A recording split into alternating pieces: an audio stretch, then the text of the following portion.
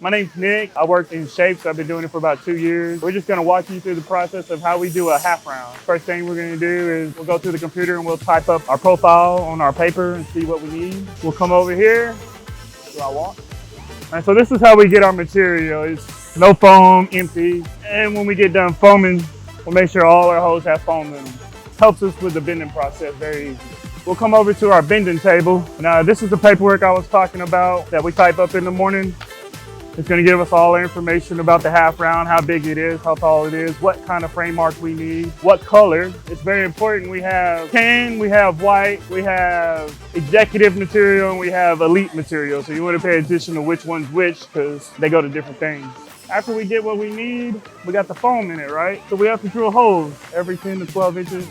That way, when you put it in the oven, the heat has a way for it to escape. If not, you're just gonna blow up like a balloon. We got the profile set up for a glazing bee. We had it cooking in the oven for about a minute and a half, and she's gonna help me put it in. See how soft and flimsy it is? We'll go all the way around and right there. We'll put this on there to keep it nice and flat and smooth. That's gonna sit for probably 30 seconds, it'll harden up. So we waited about 30 seconds or so. We'll go ahead and take this out.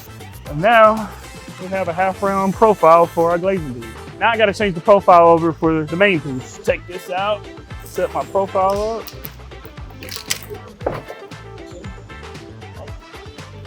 Put it in here, run my profile. Put this back on here to keep things nice and smooth.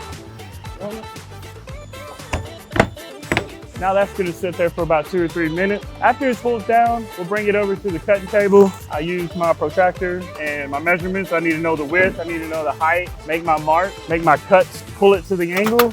We'll come over here to the 1-point welder. I cut the bottom and I cut the top, and this is what you're gonna get when you weld it. Next thing I'm gonna do is I'll clip it and I'll measure it for the glass. So we put our own glass in the shape. Still clean the glass. We'll take the tape off. Now we're gonna spray this for a little lubricant.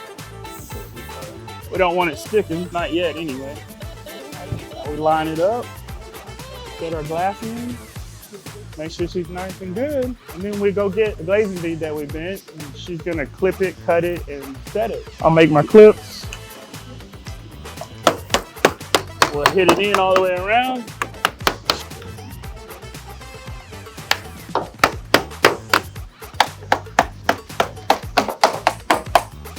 And voila. We have a half round. So that is our completion on a half round and the process. So here at WinChoice, we take a lot of pride in our special shapes, and I can't wait to see the shape in a home.